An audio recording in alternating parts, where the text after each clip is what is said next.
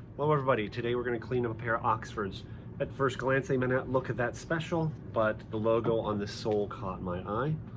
If you can see that, these are Ferragamos. Almost missed them at first. They've got, an insole covering them up. So let's go. Hello everybody, it's Robert Powers. 4.5 out of 5. My shoe collection. These are made of shell cordovan. Can you tell the difference? Now here they are finished up. I'm not a professional. Look how tight this is though. Very clearly here, I just cut the thread in half. Look at that, see? And here they are, all finished up. Hello everybody. Now generally speaking, I try not to talk too much about current events and things like that that are going on, just because a lot of the times these videos are going to be watched years later and I think it kind of dates them, but in this case I'll make an exception. It is December of 2020. Some of the content you've seen, has slowed down a little bit on my channel. Just as some other things have kind of, taken my attention, as well as being quarantined here.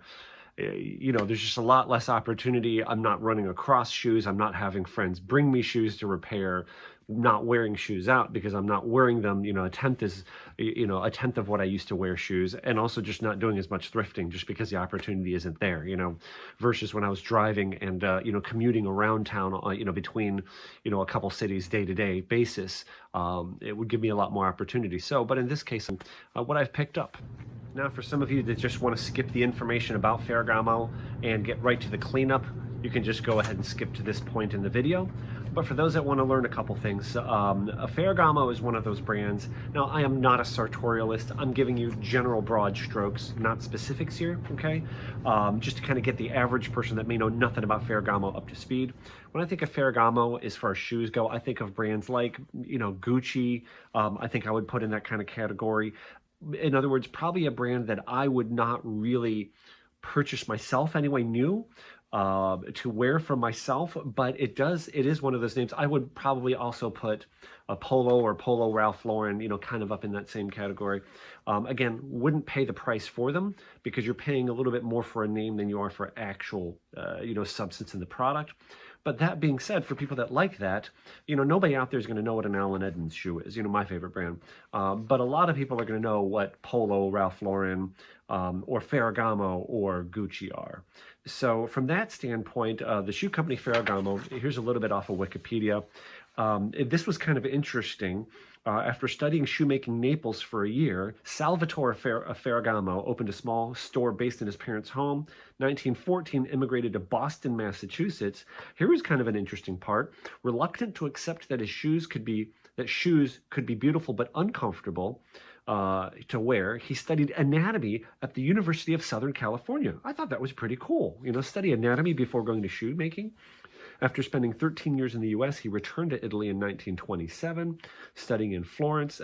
He filed for bankruptcy. Sounds like he got his business going. Filed bankruptcy in 1933 due to bad management, but was able to expand his operations in the 1950s, including a workforce of 700 artisans who made 350 pairs of shoes per day by hand. Wow.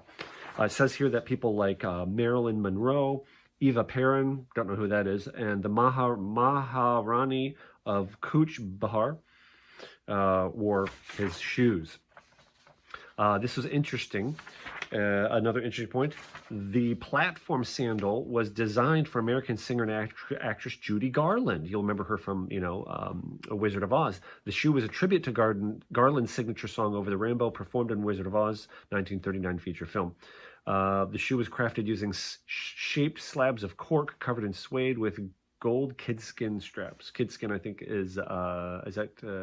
I forget. Is that like a goat or something like that? He died at the age of 62. The family legacy lives on. It sounds like the company is still owned by the Ferragamo family. Here's an article by the shoe snob, Justin Fitzpatrick. Justin Fitzpatrick is not afraid to pull any punches, and I love what he says.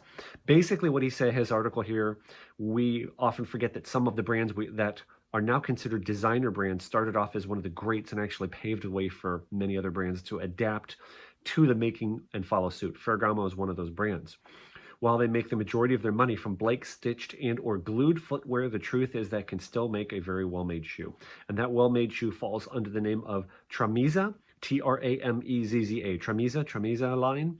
Claiming handmade, which really just means hand grade, this is Ferragamo's top of the line product. While I wouldn't wear 75% of what Ferragamo sells these days, I can say that I've always liked the Tramezza line of shoes. Don't know how to pronounce it. So what do I have here? Well, I looked at the insole. First of all, if you look at these, at a thrift store, this doesn't grab your attention. Two things I always look at a shoe. First thing I'm going to probably look for is at the insole. Second thing I'm going to look is the outsole. If you look here, just from looking at this, I almost passed these shoes up. So what kind of crap is this? It's like some kind of cheap, off-brand or something like that. But you see this here? This is pretty neat. There we go, right? These are removable insoles somebody put in, which is really nice because that logo just now is almost brand new condition. It's beautiful, right? Salvatore Ferragamo. But the reason I bothered to look for that is because when I looked at the outsole, I saw this. Okay?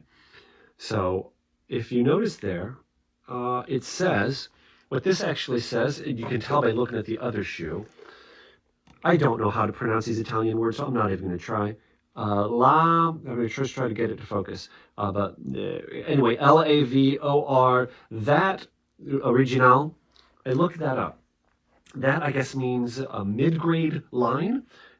So this is a step, it sounds like this shoe is a step below the Tramezza or Tramezza. I know I'm butchering it. But you get the idea. So what this is this is actually their mid-grade line of shoe, and look at it carefully. Can you see there? Do you see? There's the outsole. There's a little bit of inking spilling over. Do you see that line right there? That line right there. Do you also see around the outside? Do you see around here? Let me see if I can show you a little more clearly on the other shoe, because you don't see any stitching. Do you see there? We're wearing into the channel. This is what you call closed channel stitch or blind stitched. So that right there, that lip is the giveaway. So what they do is they cut the leather with a knife this way. Then they take the flap, peel it back. Can you see the stitching? There's fudging, the bumps, the ridges there, but that is stitched. So these are blind stitched. So this is a hallmark right there. If you see blind stitching, this is not a glued on sole. That's an indication of a expensive shoe. So that's what caught my eye, okay? This is apparently not Goodyear welted. Justin Fitzpatrick's article there, one of the things he mentions is he wouldn't wear 75% of what they make. I remember, Kevin Hart, the actor, I remember Kevin Hart in the not too distant past commenting that his Ferragamo shoes blew out it sounds like they were pretty new because they were glued on rubber soles, and he showed them and the sole came off, so they were glued on rubber soles. So that's why I think Justin says some of the shoes they wouldn't wear. But this, from what Justin says he thinks they're Blake Rapid stitched. So I've done many videos on what this really means, what's the difference between Goodyear welted and Blake stitched. I don't think I've really covered Blake Rapid, so let me show you. So here's my infamous cutaway Allen Edmonds tassel loafer, probably from the 1970s or something like that. This is an example of a Goodyear welted shoe. So what you have here at a Goodyear welted shoe is once you peel the leather outsole off, you have the welt. The welt is this piece of leather right here. Now the welt, as you can see with these stitches right here, the welt is sewn. This black line is the upper. That's the upper of the shoe coming through, and is sewn to this piece. This cloth rib, this cloth piece has a rib that sticks up. You see the rib that sticks up right there? Okay? This is called the gemming.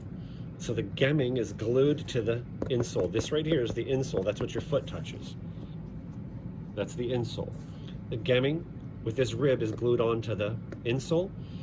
The upper, the gemming, and the welt is stitched on. So anyway, the welt, then they fill the void with cork, and they stitch an outsole on. So that's Goodyear welting. Here's the other shoe cut in half. You can see here, this is the outsole. Here's the outsole. Here's the insole. Notice it is conformed to the shape of the person's foot, and look how thick that leather is. And then you can see here is the upper coming down. There's the gemming, and there's the rib of the gemming. And here is the stitch. that holds the gemming onto the outsole to the welt. And here's the welt. There's the outsole stitch. That's Goodyear welted. Now, here is an example of a Blake stitched shoe. Now you can see here, you see those outsole stitches, see how much further in they are? And you can see they clearly don't go to the top side of the shoe. Those outsole stitches, if you were to peel back this liner here, you would see that outsole stitch go right to the inside of the shoe.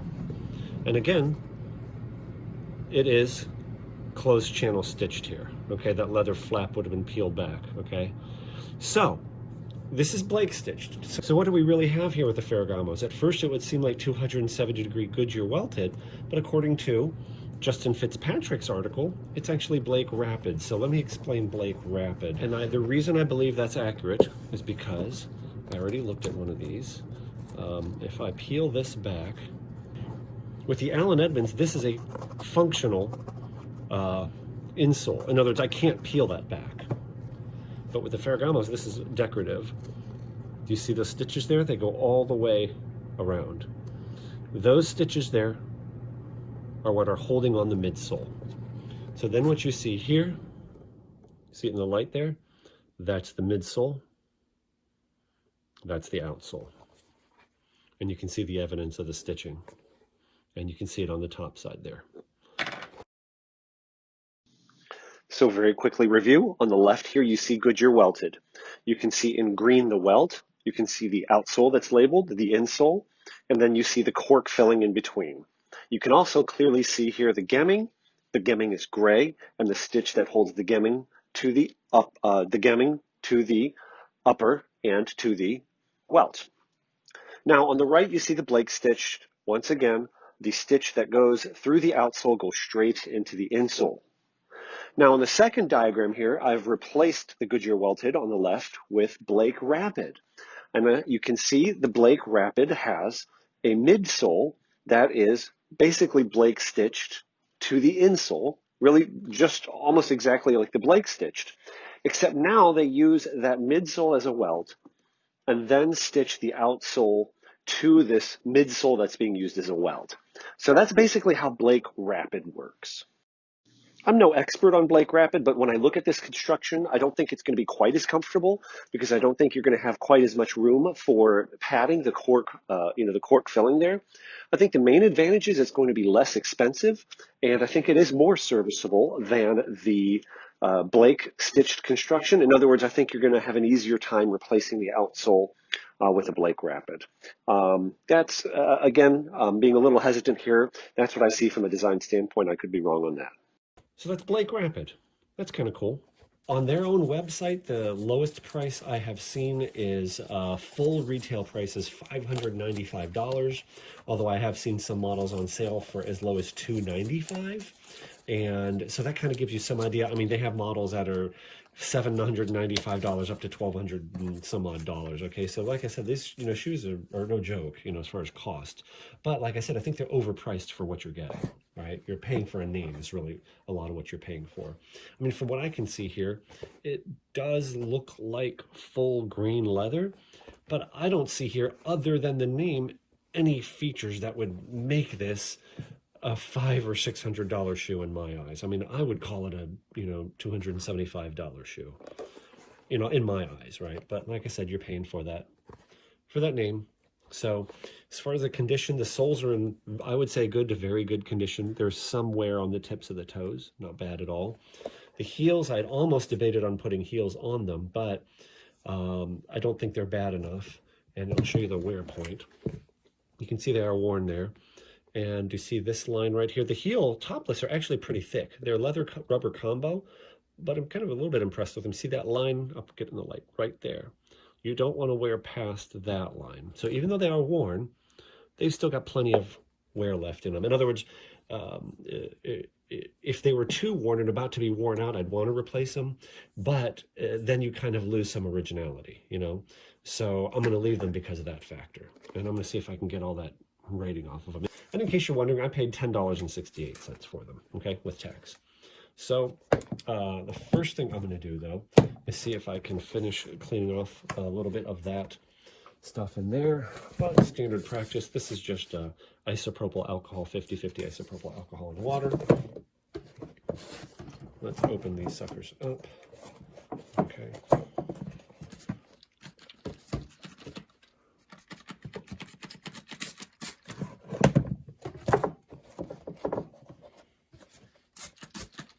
And I generally do not wipe it off or dry it off because I wouldn't want that alcohol to remove any of the inking, so I'm just going to let that dry. And I'm just going to take my fingernail here, especially while this is a little bit wet. I guess I could put a little more in that direction so I didn't get the heel. But while that alcohol, whew, man, get that fumes away. I'm just going to take my fingernail and try and pick off those pieces of insole that are still glued down in there. Okay, so these are dry here. In a couple minutes, I'll come back. Now I've almost got it all off, but there's rubber cement on here, which is actually from the underside of these insoles. You see that glue there? So basically, I've just been kind of taking my finger. You see, there's a spot of it there. Just kind of rolling it off. You see how it kind of just peels off? I was afraid it was going to lift the logo, but it has not. See some more residue of it there. So just takes a little patience. Like I said, the rubber cement, you just kind of see if I can get it in the light here on camera.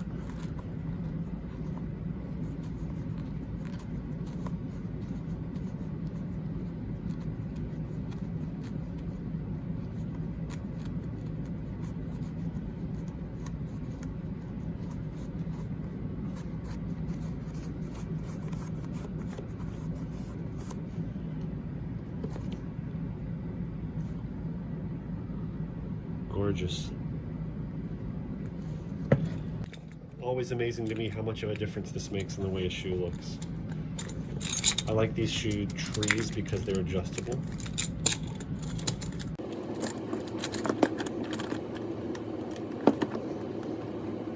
One odd thing about Ferragamo shoes, I don't know if it's all of them, but a few pairs I've thrifted, like on the Oxfords, the tongue is not connected on one side, so the tongue just flops down, you know, where most shoes it's connected on one side. Just, you know, neither here nor there, but you get another notch, I think. And one more. And look at that, huh? Much better. These things are not dirty. I mean, I shouldn't say like not dirty, but they're not filthy. And they do not look like they have an excess of wax on them to me. So, I think I'm just going to use a Pure Polish cleaner conditioner on them first. This is a relatively new product. There's a two-part interview series if you want to learn a lot about their products. It's not just because of how well it works I switched to them, but because they're non-toxic, because you're putting this stuff on your skin. This is a cleaner and conditioner, so you can use it as a cleaner or conditioner or both. The basic gist of this is orange oil, beeswax, and coconut oil. So if you use it with an absorbent cloth, this I thought was fascinating, something like this, which would be a softer, more absorbent cloth, and you scrub with it, it'll be more of a cleaner. If you were to just use your finger and just apply it to the shoe, it'll be more of a conditioner, if that makes sense. You're using the oil aspect with the cloth and wiping stuff off and making it a cleaner. If you just massage it into the leather, you're using more of the conditioning aspect. Right? There's a whole science behind why they use coconut oil and beeswax, you know, and all that kind of stuff. So let's get started with that. I think for these first, I will remove the laces.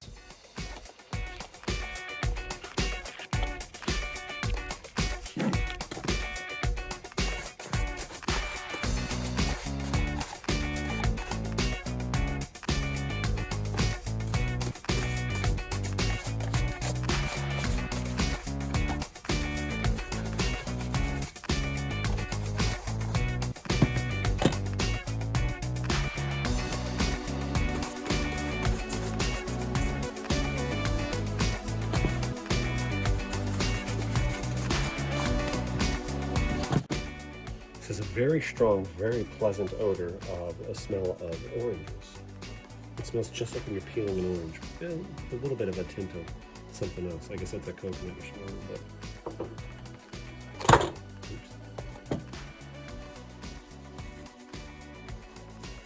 I started with the, oh, look at that. Started with a clean spot on the top.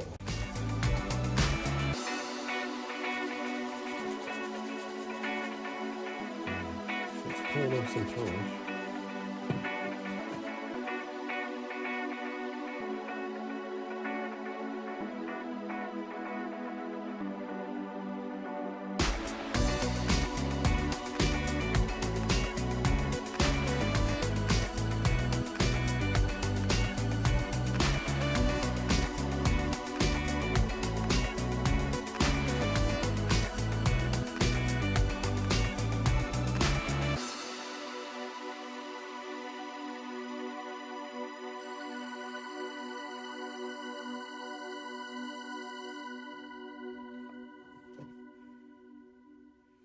Now I'm going to take some on my bare finger. In the area here where it's creased, I want to get more of a conditioning into the leather. And drive the coconut oil and the nutrients into the leather here. Focusing on the creased area.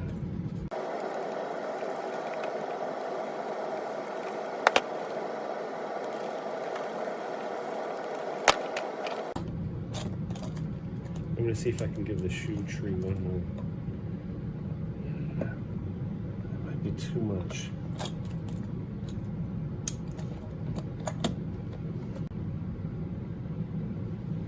I'm going to let that sit. I'll do the other shoe and come back. By the way, now that I'm going over the same area and it's, not getting very dark, I know I'm pulling off most of what's there. It's now the next day, and just one little tip, by the way. See, the creasing is not perfect, but I mean it's much better. I obviously put the shoe trees in yesterday, and I think it is really effective while the shoes are kind of moist. But what I did was midway through, like the next morning, I actually extended them one more notch, and because they started to uncurl, and it was able to go one more notch on them. So. All right, so now I'm just gonna take the brush. Let's just see where we're at. Just kind of brush them off. And look at that.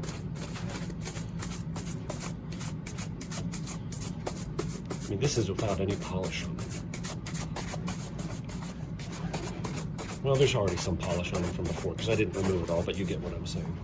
I have not applied more polish. They don't look too shabby, do they?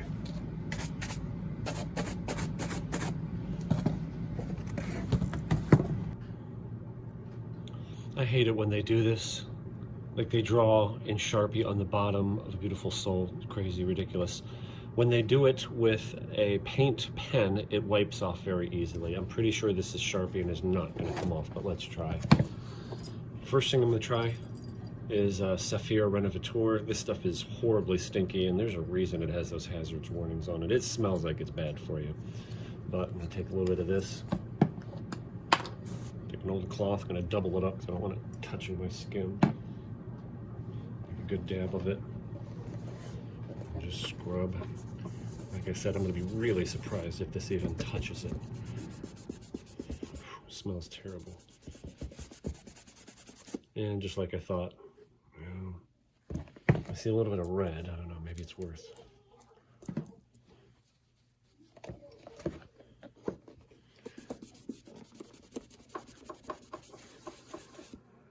That's a negatory.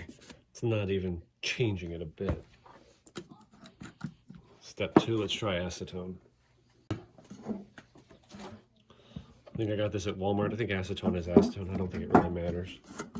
This stuff is also bad for you. This stuff also smells terrible.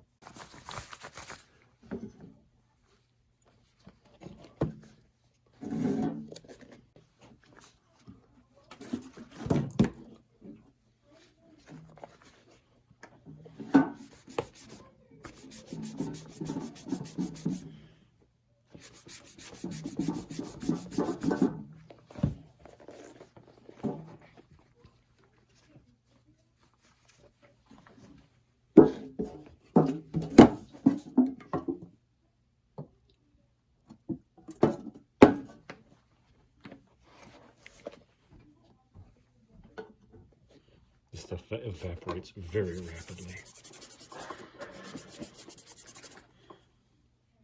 Like you'll see, you'll fill some in the, put some in the cap there, and you won't use it up, you know. You dip your finger in it like I'm doing, and it'll go dry just from evaporating out of the cap.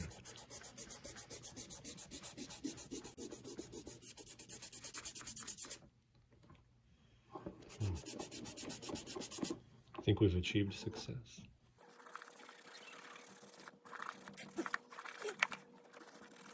And you can still kind of sort of see a little bit, but that's good enough. Now you can only, if you didn't know it was there, you wouldn't be able to see it.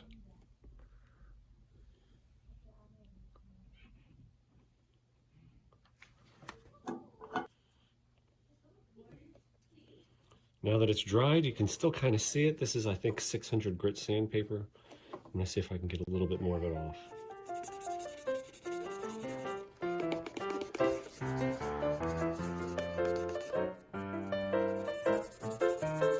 little coarser.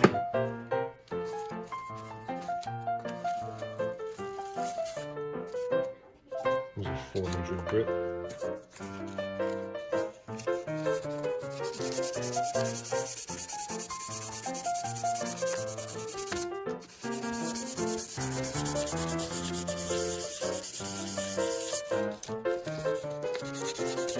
By the way, I do not condone the practice of sanding this part of the sole to make it appear as if it's newer. I've seen people on eBay do that, and I do not condone it. I think it's dishonest.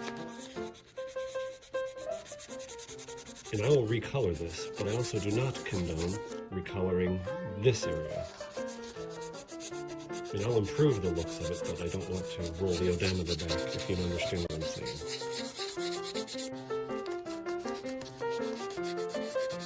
Again, this doesn't have to be perfect.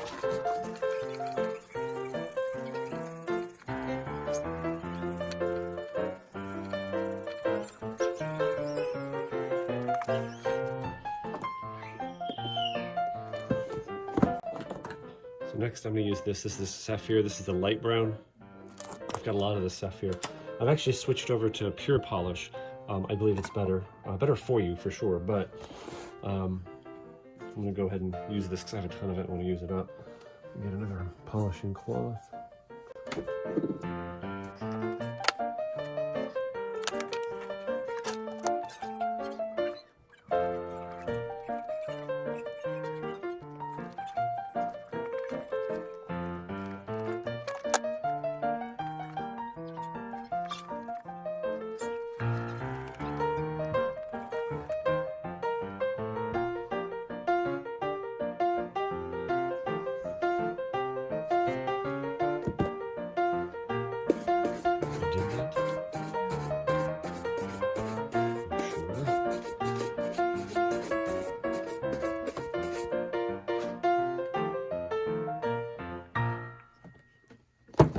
So at least now it's not obvious. Maybe I'm going to try and darken this a little bit.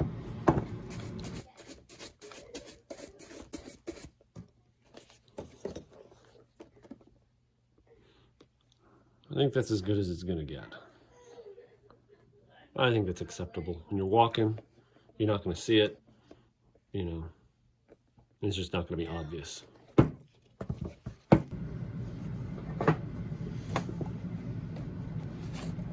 So here they are. Yeah, they're not perfect, but now even when I take the shoe tree out, it's decent. Of course, the alcohol and water that I've rubbed on there kind of has dulled the surface. So I think next, I'm going to polish them. I'm going to be frank with you.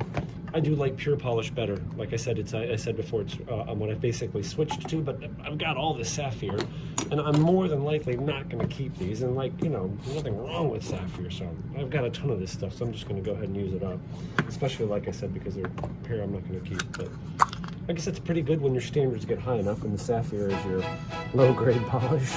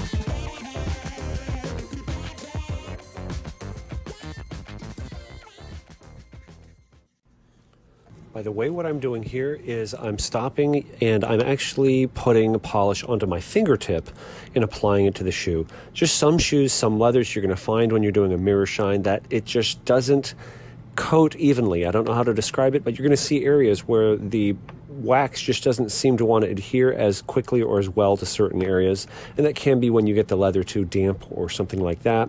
I think sometimes, my opinion, this is not fact, it's when you just have a different surface on the leather. Maybe there's oils in it, but what that helps to do here is load up the wax quicker in the areas where it's too thin.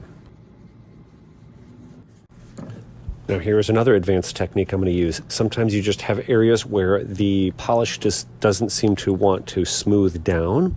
And once you get it on there thick enough, I use a lighter. 1 Mississippi, 2 Mississippi, no more than 2 Mississippis, otherwise it'll burn the wax off. And it just 1 Mississippi, 2 Mississippi. See, never more than 2 seconds on any given area. You have to wait for the wax to solidify, and you can tell when it does by the color change. Then I dab water on it to cool it and polish it. And what that's doing is taking rough, bumpy wax and it's smoothing it down. Now, could you use a hairdryer instead of a lighter? Absolutely, because I get quite a bit of flack sometimes in the comments and stuff when I show you using a lighter. One thing is, I don't think it's going to damage the leather because you're only on there for 2 seconds. You're heating up the wax, and the leather is on the other side of the wax. I know a person I really respect a lot, the owner of Pure Polish products, Andy Vaughn. It gets on me big time because he says heat is the worst enemy of leather. But like I said, it's only 2 seconds, and you have the wax on top of the leather. I've never seen a toe cap crack. In other words, the leather of the toe cap crack. So I think it's totally fine. The other side of the coin is, this is just a lot faster. Is the main reason I like it versus using a hairdryer or something like that. And it's a lot more directed. I can direct the heat in one small spot where a hairdryer is going to blast everything.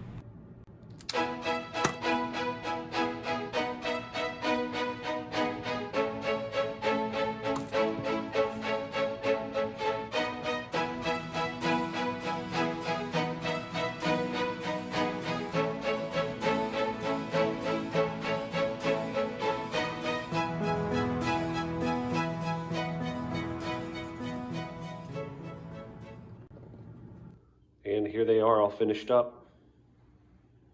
No shoe trees in them, you can see.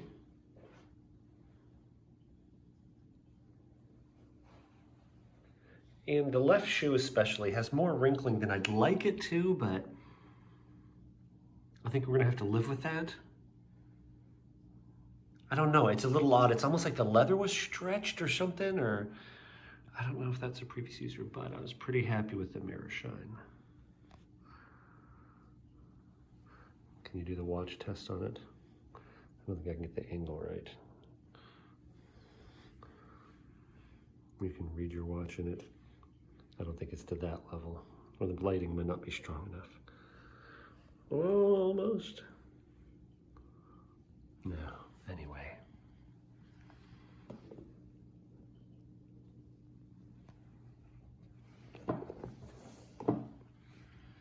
I'm glad those insoles were in there to preserve that logo. Isn't that beautiful?